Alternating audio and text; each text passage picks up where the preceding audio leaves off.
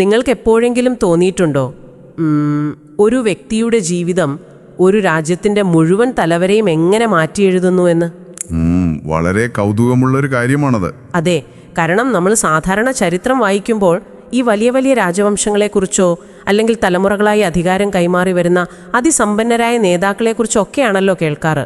ശരിയാണ്, മിക്കവാറും അങ്ങനെയുള്ള കഥകളാണ് നമ്മൾ കേൾക്കാറുള്ളത്. എന്നാൽ ഇന്ന് നമ്മൾ സംസാരിക്കാൻ പോകുന്ന വിഷയം കുറച്ച് വ്യത്യസ്തമാണ്.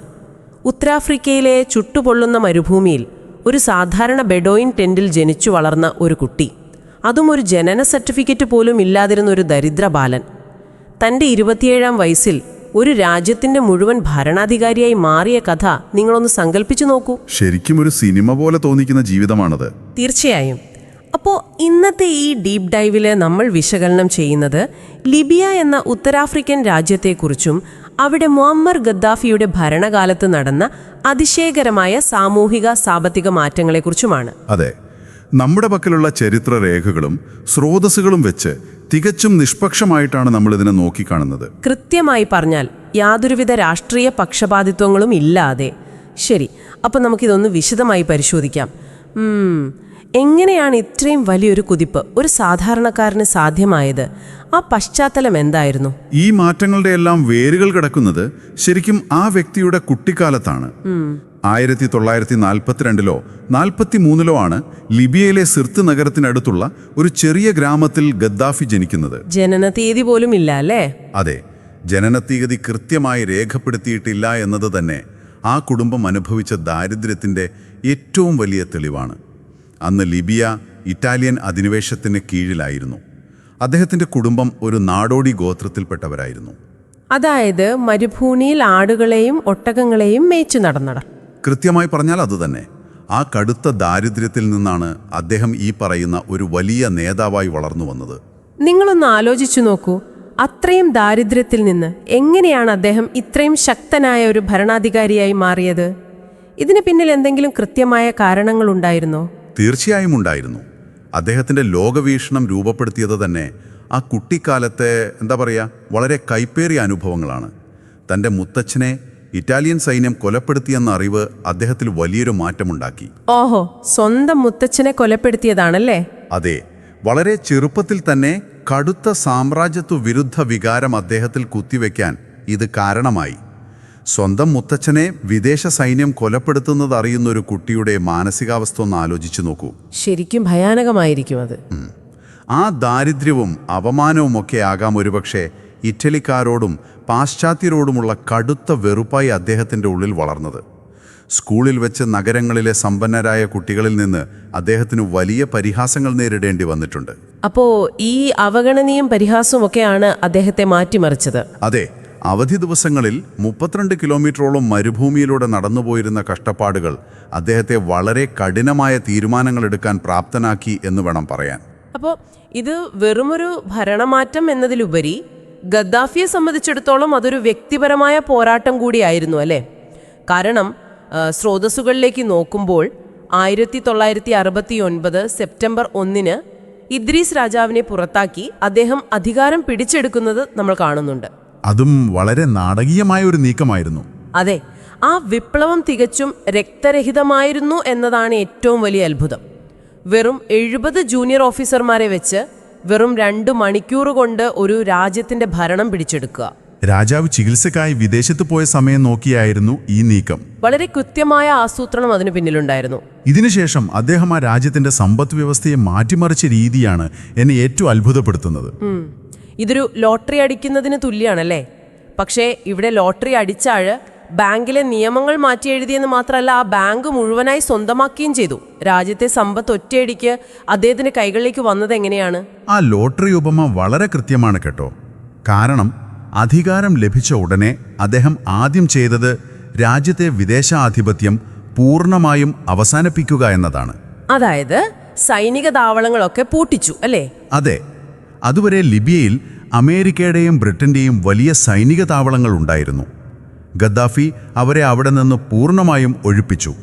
ഇറ്റാലിയൻ വംശജരെ പുറത്താക്കി അവരുടെ സ്വത്തുക്കൾ പിടിച്ചെടുത്തു. കടുത്ത തീരുമാനങ്ങൾ തന്നെ. എന്നാൽ നിങ്ങൾ നേരത്തെ പറഞ്ഞ ആ ബാങ്ക് സ്വന്തമാക്കൽ അഥവാ ഏറ്റവും വലിയ സാമ്പത്തിക വിപ്ലവം നടക്കുന്നത് 1973-ലാണ്. അതുവരെ ലിബിയയുടെ എണ്ണ നിക്ഷേപം മുഴുവൻ വിദേശ കമ്പനികളുടെ നിയന്ത്രണത്തിലായിരുന്നു. എണ്ണ ലിബിയയുടേതാണെങ്കിലും ലാഭത്തിന്റെ സിംഹഭാഗവും കൊണ്ടുപോയിരുന്നത് അവരായിരുന്നു. അതായത് സ്വന്തം വീട്ടിലെ സ്വർണം മറ്റാരോ വന്ന് കുഴിച്ചെടുത്ത് കൊണ്ടുപോകുന്ന അവസ്ഥ. കൃത്യമായി പറഞ്ഞാൽ അതുതന്നെ. ഗദ്ദാഫി ഇതിനുള്ള അവസാനം കുറിച്ചു. അദ്ദേഹം ഈ എണ്ണ കമ്പനികളെ പൂർണ്ണമായും ദേശസാൽക്കരിച്ചു, അതായത് നാഷണലൈസ് ചെയ്തു. അതെ, പൂർണ്ണ നിയന്ത്രണം സർക്കാരിന്റെ കയ്യിലായി. അതെ, എണ്ണയുടെ പൂർണ്ണ നിയന്ത്രണം ലിബിയൻ സർക്കാരിന് കീഴിലാക്കി. ഇതിനെ കുറച്ചുകൂടി വിശാലമായ അർത്ഥത്തിൽ നോക്കിയാൽ സാമ്രാജ്യത്വ വിരുദ്ധത എന്ന അദ്ദേഹത്തിൻ്റെ ആശയം വെറുമൊരു മുദ്രാവാക്യം മാത്രമായിരുന്നില്ല. അതൊരു ശക്തമായ സാമ്പത്തിക നയമായി മാറിയല്ലേ? തീർച്ചയായും. എണ്ണയിൽ നിന്നുള്ള കോടിക്കണക്കിന് ഡോളർ ഒറ്റയടിക്ക് വിദേശത്തേക്ക് പോകുന്നതിന് പകരം രാജ്യത്തിൻ്റെ ഖജാനാവിലേക്ക് ഒഴുകിയെത്താൻ തുടങ്ങി. ആ ഒറ്റ തീരുമാനമാണ് ലിബിയയുടെ തലവര മാറ്റിയത്. അതെ, ആ സമ്പത്ത് വെച്ച് അദ്ദേഹം ചെയ്ത കാര്യങ്ങളാണ് ഈ ചരിത്രത്തിലെ ഏറ്റവും വലിയ ട്വിസ്റ്റ്. ലിബിയ എന്ന രാജ്യം ആഫ്രിക്കയിലെ ഏറ്റവും പുരോഗതിയുള്ള രാജ്യമായി മാറുന്നത് ശരിക്കും ഇവിടെ നിന്നാണ്. അതെ, ആ കണക്കുകൾ നോക്കുമ്പോൾ ആർക്കും അത്ഭുതം തോന്നും. ശരിക്കും നമ്മുടെ സ്രോതസ്സുകളിലെ കണക്കുകൾ നോക്കുമ്പോൾ രാജഭരണകാലത്ത് ലിബിയയിലെ സാക്ഷരത കേവലം 10%. അതായത് 10-9 പേർക്കും അക്ഷരമറിയില്ലായിരുന്നു. എന്നാൽ ഗദ്ദാഫിയുടെ കാലത്ത് അത് 90% ഉയർന്നു. അദ്ദേഹം വിദ്യാഭ്യാസം പൂർണ്ണമായും സൗജന്യവും നിർബന്ധിതവുമാക്കി. വിദ്യാഭ്യാസത്തിൽ മാത്രമല്ല, ആരോഗ്യരംഗത്തും വലിയ മാറ്റങ്ങളുണ്ടായി.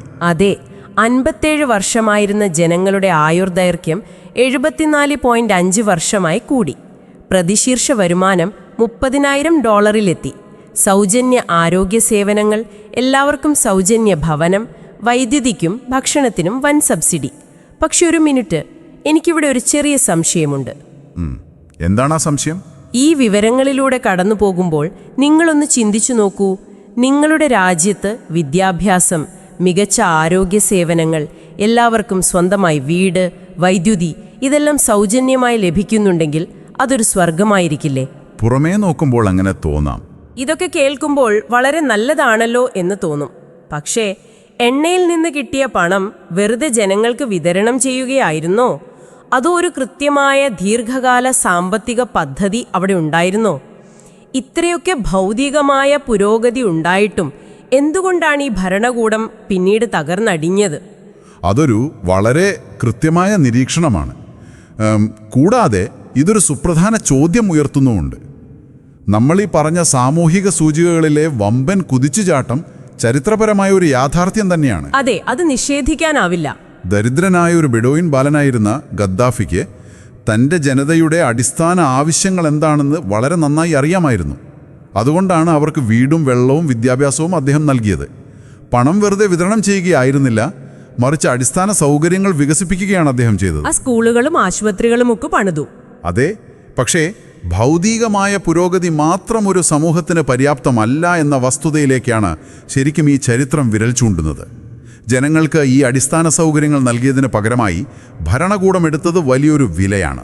അതെന്തായിരുന്നു? അദ്ദേഹം അവരുടെ സ്വാതന്ത്ര്യത്തിന്മേൽ ഭയാനകമായ നിയന്ത്രണങ്ങൾ കൊണ്ടുവന്നു. ഇവിടെയാണ് കാര്യങ്ങൾ ശരിക്കും രസകരമാകുന്നത്. വെറുതെ ആരും ഒന്നും തരില്ല എന്ന് പറയുന്നത് പോലെ. 1973 സുവാര പ്രസംഗത്തിലൂടെ അദ്ദേഹം പ്രഖ്യാപിച്ച ആ സാംസ്കാരിക വിപ്ലവം, അതൊരു ഞെട്ടിക്കുന്ന നീക്കമായിരുന്നു അല്ലേ? വളരെ വലിയൊരു നീക്കമായിരുന്നു അത്. അതുവരെ രാജ്യത്തുണ്ടായിരുന്ന എല്ലാ നിയമങ്ങളും ഒറ്റയടിക്ക് റദ്ദാക്കുക, കമ്മ്യൂണിസം, ബാത്തിസം തുടങ്ങിയ എല്ലാ രാഷ്ട്രീയ പാർട്ടികളെയും നിരോധിക്കുക. പകരം അദ്ദേഹം സ്വന്തമായി ഒരു സിദ്ധാന്തം കൊണ്ടുവന്നു, ഗ്രീൻ ബുക്ക് എന്ന പേരിൽ ഒരു പുസ്തകം. അതെ, ഗ്രീൻ ബുക്ക്. ഇത് കേൾക്കുമ്പോൾ മുതലാളിത്തത്തിനും കമ്മ്യൂണിസത്തിനും പകരമായി ലോകത്തിനൊരു പുതിയ വഴി കാണിച്ചു കൊടുക്കാൻ അദ്ദേഹം ആഗ്രഹിച്ചിരുന്നു എന്ന് വ്യക്തമാണ്. അതായത് മുതലാളിത്തവും വേണ്ട, കമ്മ്യൂണിസവും വേണ്ട, എൻ്റെ സ്വന്തം ഐഡിയ മതി എന്നാണോ അദ്ദേഹം ഉദ്ദേശിച്ചത്? അതെ, കൃത്യമായും അതുതന്നെയാണ് അദ്ദേഹം ഉദ്ദേശിച്ചത്. ഇതിനെ അദ്ദേഹം മൂന്നാം അന്താരാഷ്ട്ര സിദ്ധാന്തം അഥവാ തേർഡ് യൂണിവേഴ്സൽ തിയറി എന്നാണ് വിളിച്ചത്. അദ്ദേഹം വിഭാവന ചെയ്തത് ഒരുതരം സോഷ്യലിസ്റ്റ് ഇസ്ലാമിക വ്യവസ്ഥയായിരുന്നു. ഓഹോ, അപ്പം മതം കൂടി ഉൾപ്പെടുത്തിയിട്ടുണ്ടായിരുന്നോ? തീർച്ചയായും. 1977 അദ്ദേഹം ലിബിയയെ ഒരു ജമാഹിരിയായി പ്രഖ്യാപിച്ചു. ജമാഹിരിയ എന്നാൽ ജനങ്ങളുടെ രാജ്യം എന്നാണ് അർത്ഥം. പാശ്ചാത്യ രീതിയിലുള്ള പാർലമെന്ററി ജനാധിപത്യം ഒരു തട്ടിപ്പാണെന്നും അത് ജനങ്ങളെ പ്രതിനിധീകരിക്കുന്നില്ലെന്നും അദ്ദേഹം വാദിച്ചു. അപ്പോൾ പകരം എന്തായിരുന്നു അദ്ദേഹം നിർദ്ദേശിച്ചത്? പകരം ജനകീയ കോൺഗ്രസുകൾ വഴി ജനങ്ങൾ നേരിട്ട് ഭരണം നടത്തണം എന്നായിരുന്നു ആ ഗ്രീൻ ബുക്കിലെ പ്രധാന സിദ്ധാന്തം. അപ്പോൾ കേൾക്കുമ്പോൾ വളരെ സുന്ദരമായ ഒരു ആശയമാണല്ലോ. ജനങ്ങൾ നേരിട്ട് ഭരിക്കുന്നു. പക്ഷെ പ്രായോഗികമായി ഇതെങ്ങനെയാണ് പ്രവർത്തിച്ചത്? ശരിക്കും ജനങ്ങൾക്ക് അവിടെ അധികാരമുണ്ടായിരുന്നു? അവിടെയാണ് ഏറ്റവും വലിയ വിരോധാഭാസം ഒളിഞ്ഞിരിക്കുന്നത്. സൈദ്ധാന്തികമായി ജനകീയ ഭരണമെന്ന് പറയുമ്പോഴും പ്രായോഗിക തലത്തിൽ എല്ലാ അധികാരങ്ങളും തീരുമാനങ്ങളും ഗദ്ദാഫിയിലും അദ്ദേഹത്തിന്റെ വിശ്വസ്തരായ ചുരുക്കം ചിലരിലും മാത്രമായി ഒതുങ്ങി. അപ്പോൾ ജനങ്ങൾക്ക് ശരിക്കും പവറൊന്നും ഇല്ലായിരുന്നോ? ഇല്ല. പ്രത്യേകിച്ച് അദ്ദേഹത്തിന്റെ കുടുംബത്തിലായിരുന്നു പവർ മുഴുവൻ കേന്ദ്രീകരിക്കപ്പെട്ടിരുന്നത്. ഇസ്ലാമിക മൂല്യങ്ങളെയും സോഷ്യലിസത്തെയും തന്റെ അധികാരമുറപ്പിക്കാൻ അദ്ദേഹം വളരെ തന്ത്രപരമായി വ്യാഖ്യാനിച്ചു. പുസ്തകം എല്ലാവരും വായിക്കണമായിരുന്നു. അതെ, ഗ്രീൻ ബുക്ക് രാജ്യത്തെ എല്ലാവരും വായിച്ചിരിക്കേണ്ട നിർബന്ധിത പാഠപുസ്തകമായി മാറി. സ്കൂളുകളിൽ ഇത് പഠിപ്പിച്ചു. ടിവിയിലും റേഡിയോയിലും ഇതിലെ വാചകങ്ങൾ നിരന്തരം സംപ്രേഷണം ചെയ്തു. ഒരു ആശയത്തെ ജനങ്ങളുടെ തലച്ചോറിലേക്ക് അടിച്ചേൽപ്പിക്കുക കൂടിയായിരുന്നു അവിടെ നടന്നത്. ആ പുസ്തകത്തിനപ്പുറം ചിന്തിക്കാൻ ആർക്കും അവകാശമുണ്ടായിരുന്നില്ല. അപ്പോൾ സർവ്വ അധികാരവും പൂർണ്ണമായും ഒരു വ്യക്തിയിലേക്ക് ചുരുങ്ങുന്നു. അങ്ങനെ സംഭവിക്കുമ്പോൾ ഉണ്ടാകുന്ന ചില വിചിത്രമായ കാര്യങ്ങൾ നമ്മൾ ചരിത്രത്തിൽ പലയിടത്തും കണ്ടിട്ടുണ്ട്. അമിതമായ അധികാരവും വിദേശ എണ്ണയിൽ നിന്നുള്ള അതിഭീമമായ സമ്പത്തും കൂടിച്ചേർന്നപ്പോൾ അത് ഗദ്ദാഫിയെ ചില ബൃഹത്തായ, ഒരുപക്ഷെ വിചിത്രമെന്ന് പറയാവുന്ന പ്രൊജക്റ്റുകളിലേക്ക് നയിച്ചു. തീർച്ചയായും. അതിലൊന്നാണ് ഗ്രേറ്റ് മാൻമെയ്ഡ് റിവർ, അഥവാ മനുഷ്യനിർമ്മിതമായ മഹാനദി. ഞാൻ ആ സ്രോതസ്സുകളിലെ കണക്കുകൾ വായിച്ചപ്പോൾ ശരിക്കും അമ്പരന്നു പോയി കേട്ടോ. അതെ, അതൊരു സങ്കല്പിക്കാൻ പോലും ബുദ്ധിമുട്ടുള്ള സ്കെയിലിലുള്ള ഒരു പ്രൊജക്റ്റായിരുന്നു. എന്തായിരുന്നു അതിലെ കണക്കുകൾ എന്ന് നിങ്ങളൊന്ന് വിശദീകരിക്കാമോ? നോക്കൂ, ഭൂമിക്കടിയിലുള്ള ന്യൂബിയൻ സാൻഡ്സ്റ്റോൺ അക്വിഫറിൽ നിന്ന് 4000 കിലോമീറ്ററിലധികം നീളമുള്ള പൈപ്പ് ലൈനുകൾ വഴി ഈ ചുട്ടുപൊള്ളുന്ന മരുഭൂമിയിലൂടെ നഗരങ്ങളിലേക്ക് ശുദ്ധജലം എത്തിക്കുന്ന ലോകത്തിലെ ഏറ്റവും വലിയ ജലസേചന പദ്ധതിയാണിത്. 4000 കിലോമീറ്റർ? അതെ. പോരാത്തതിന് 1300-ലധികം ഭീമൻ കിണറുകൾ. ബാഹ്യ സഹായമില്ലാതെ, അതായത് വിദേശ എഞ്ചിനീയർമാരുടെയൊന്നും വലിയ പിന്തുണയില്ലാതെയാണ് ലിബിയ ഇത് നിർമ്മിച്ചത്. ഇതിൻ്റെ വ്യാപ്തി മനസ്സിലാക്കാൻ ഒരു ഉദാഹരണം പറയാം. ലിബിയയിലെ സിർത്ത് മുതൽ ഇന്ത്യയിലെ മുംബൈ വരെ ഒരു റോഡ് പണിയാൻ ആവശ്യമായത്ര കോൺക്രീറ്റ് പൈപ്പുകളാണ് ആ മരുഭൂമിയിൽ അവർ കുഴിച്ചിട്ടത്. ശരിക്കും അവിശ്വസനീയമാണ് ആ കണക്കുകൾ. ഈജിപ്ഷ്യൻ ഫറോവയെ പോലെയൊക്കെയാണ്. പോരാത്തതിന് അദ്ദേഹത്തിൻ്റെ സുരക്ഷയ്ക്കായി ആമസോണിയൻ ഗാർഡ് എന്നൊരു പ്രത്യേക സേനയും. ലോകത്ത് മറ്റൊരു ഭരണാധികാരിക്കും ഇങ്ങനെയൊരു സുരക്ഷാസേന ഉണ്ടായിരുന്നില്ല, അല്ലേ? ശരിയാണ്. ഇതിലേറ്റവും കൗതുകകരമായ കാര്യം എന്തെന്നാൽ ഈ രണ്ട് കാര്യങ്ങളും, അതായത് ഈ മാൻമെയ്ഡ് റിവറും ആമസോണിയൻ ഗാർഡും, ഗദ്ദാഫിയുടെ വ്യക്തിത്വത്തിൻ്റെ രണ്ട് വ്യത്യസ്ത മുഖങ്ങളെയും അദ്ദേഹത്തിന്റെ ചിന്താശേഷിയുമാണ് കാണിക്കുന്നത്. അതൊന്ന് വിശദീകരിക്കാമോ? തീർച്ചയായും. ഈ ഗ്രേറ്റ് മാൻമെയ്ഡ് റിവർ എന്നത് കേവലം ഒരു ജലസേചന പദ്ധതിയായിരുന്നില്ല. അത് ലിബിയയുടെ സാങ്കേതിക തികവും പാശ്ചാത്യ രാജ്യങ്ങളുടെ സഹായമില്ലാതെ തങ്ങൾക്ക് എന്ത് ചെയ്യാൻ കഴിയും എന്ന സ്വാശ്രയത്വവും ലോകത്തെ കാണിക്കാനുള്ള അദ്ദേഹത്തിൻ്റെ വ്യഗ്രതയുടെ പ്രതീകമായിരുന്നു. ലോകത്തിലെ 8ാം അത്ഭുതം എന്നാണ് ലിബിയൻ സർക്കാർ അന്ന് ഇതിനെ വിശേഷിപ്പിച്ചത്. അപ്പോൾ ആ വനിതാ അംഗരക്ഷകരോ? അതെന്തിനായിരുന്നു? വെറും ഒരു കൗതുകത്തിന് വേണ്ടിയായിരുന്നോ, അതോ അതിനു പിന്നിലും എന്തെങ്കിലും തന്ത്രമുണ്ടായിരുന്നോ? ആമസോണിയൻ ഗാർഡ് എന്നറിയപ്പെടുന്ന ആ വനിതാ അംഗരക്ഷകരുടെ കാര്യം കുറച്ചുകൂടി സങ്കീർണവും മനഃശാസ്ത്രപരവുമാണ്. കഠിനമായ സൈനിക പരിശീലനം ലഭിച്ച അവിവാഹിതരായ സ്ത്രീകളായിരുന്നു അവർ. ഗദ്ദാഫി എവിടെ പോയാലും അവരുണ്ടാകും. എന്തുകൊണ്ടാണ് പുരുഷന്മാർക്ക് പകരം സ്ത്രീകളെ തിരഞ്ഞെടുത്തത്? അതിന് പിന്നിൽ വ്യക്തമായൊരു തന്ത്രമുണ്ടായിരുന്നു. അറബ് സംസ്കാരത്തിൽ പുരുഷന്മാർ സ്ത്രീകൾക്ക് നേരെ വെടിയുതിർക്കാൻ മടിക്കും എന്ന ഗദ്ദാഫിയുടെ കണക്കുകൂട്ടലായിരുന്നു അതിനു പിന്നിലെ പ്രധാന കാരണം. ഹോഹോ, അപ്പോൾ ആ ഒരു മടി തന്നെ രക്ഷിക്കുമെന്ന് അദ്ദേഹം കരുതി. അതെ, ഒരു ആക്രമണമുണ്ടായാൽ ആ ഒരു നിമിഷത്തെ മടി തൻ്റെ ജീവൻ രക്ഷിക്കുമെന്ന് അദ്ദേഹം വിശ്വസിച്ചു. മാത്രമല്ല, പാശ്ചാത്യ ലോകത്തിനു മുന്നിൽ താൻ ഒരു സ്ത്രീ ശാക്തീകരണം നടപ്പിലാക്കുന്ന പുരോഗമനവാദിയായ നേതാവാണെന്ന് കാണിക്കാനും ഈ ഒരു സജ്ജീകരണം സഹായിച്ചു. ഇതൊരു വെറും ഷോ മാത്രമായിരുന്നോ? അല്ല, ഇത് വെറുമൊരു ഷോ ആയിരുന്നില്ല എന്ന് തെളിയിക്കുന്ന ഒരു സംഭവമുണ്ട്. 1998 അദ്ദേഹത്തിന് നേരെ ഒരു വധശ്രമം ഉണ്ടായപ്പോൾ ആയിഷ എന്നൊരു വനിതാ ഗാർഡ് സ്വന്തം ജീവൻ പണയം വെച്ച് ഗദ്ദാഫിക്ക് നേരെ വന്ന വെടിയുണ്ട ഏറ്റുവാങ്ങി മരിച്ച സംഭവം ഇതിൻ്റെ ഗൗരവം വ്യക്തമാക്കുന്നുണ്ട്. ശരിക്കും അത്ഭുതം തന്നെ. അതെ, പുറമേ നോക്കുമ്പോഴെല്ലാം വളരെ ഗംഭീരമാണ്. വലിയ പൈപ്പ് ലൈനുകൾ, അതിലൂടെ ഒഴുകുന്ന വെള്ളം, സൗജന്യ വീടുകൾ, സ്വന്തമായി സിദ്ധാന്തങ്ങൾ, വനിതാ അംഗരക്ഷകർ. എന്നാൽ നമ്മൾ നേരത്തെ ഒരു ചോദ്യം ചോദിച്ചിരുന്നല്ലോ, ഇത്രയൊക്കെ പുരോഗതി ഉണ്ടായിട്ടും ജനങ്ങൾ എന്തിനീ ഭരണത്തെ എതിർത്തു?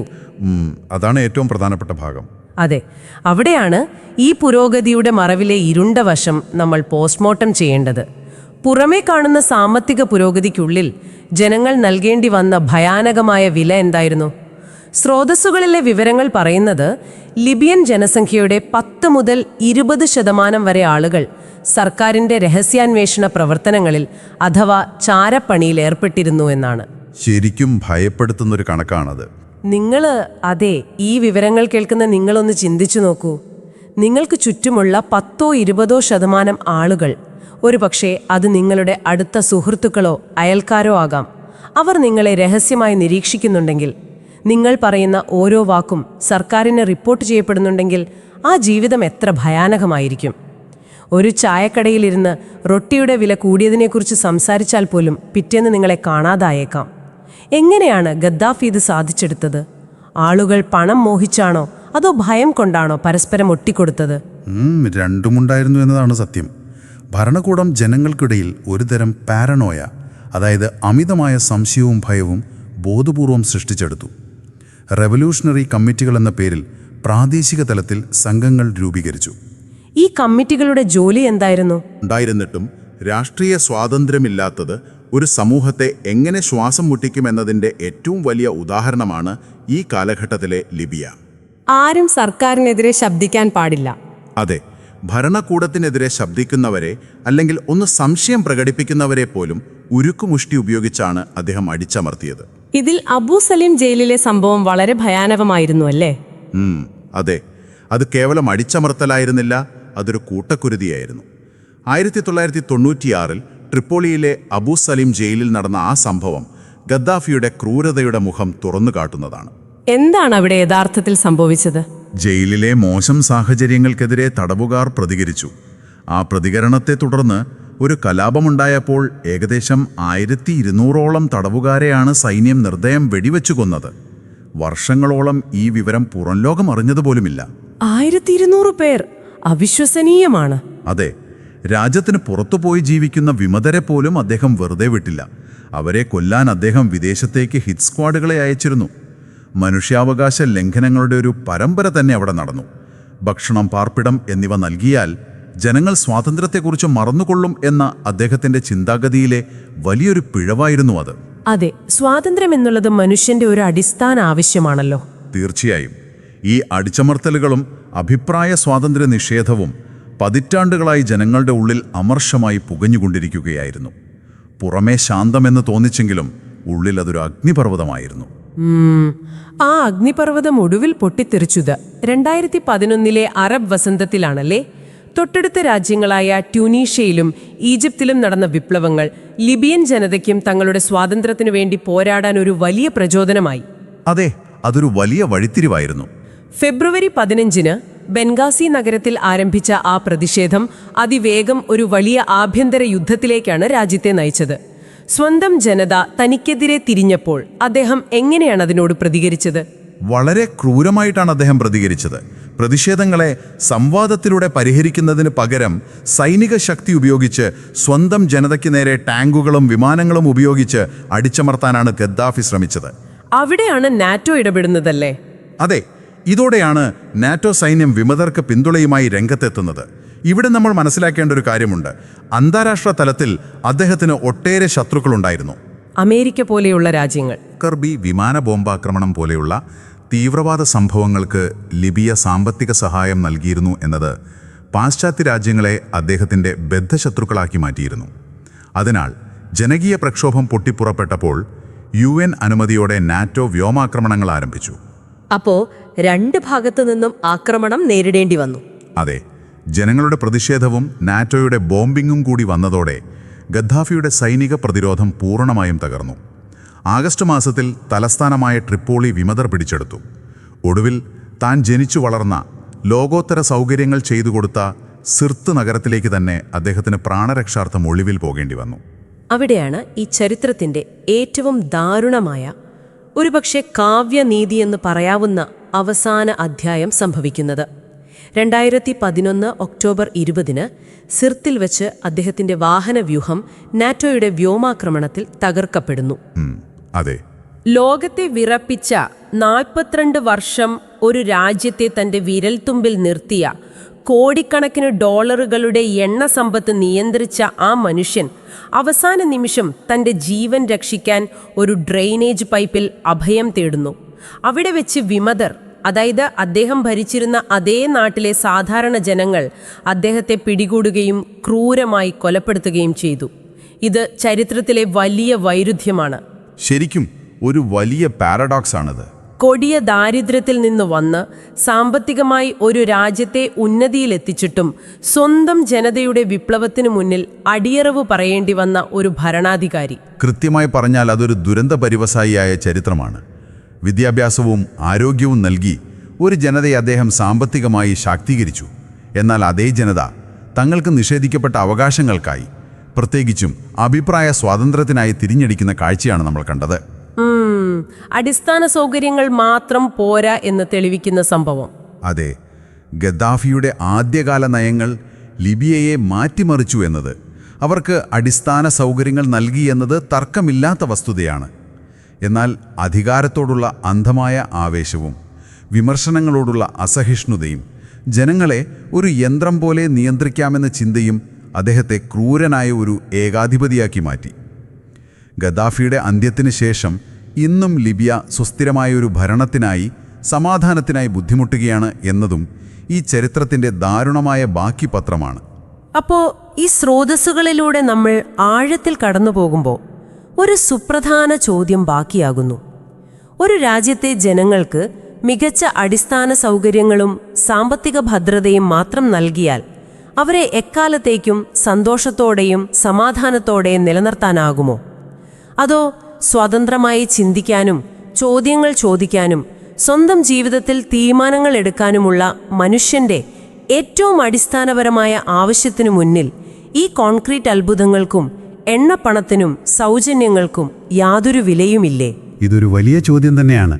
അതെ, അന്ന് മരുഭൂമിയിലെ ടെന്റിൽ നിന്ന് വന്ന ആ ദരിദ്രബാലന് പിന്നീട് അധികാരത്തിന്റെ ഉന്നതിയിലെത്തിയപ്പോൾ മനസ്സിലാക്കാൻ കഴിയാതെ പോയതും മനുഷ്യന് ഒഴിച്ചുകൂടാനാവാത്ത ഈ സ്വാതന്ത്ര്യത്തിന്റെ വിലയായിരുന്നോ? നിങ്ങളൊന്ന് സ്വയം ചിന്തിച്ചു നോക്കൂ. യഥാർത്ഥ പുരോഗതി എന്നത് കോൺക്രീറ്റ് കെട്ടിടങ്ങളിലാണോ അതോ മനുഷ്യന്റെ സ്വാതന്ത്ര്യത്തിലാണോ എന്ന്?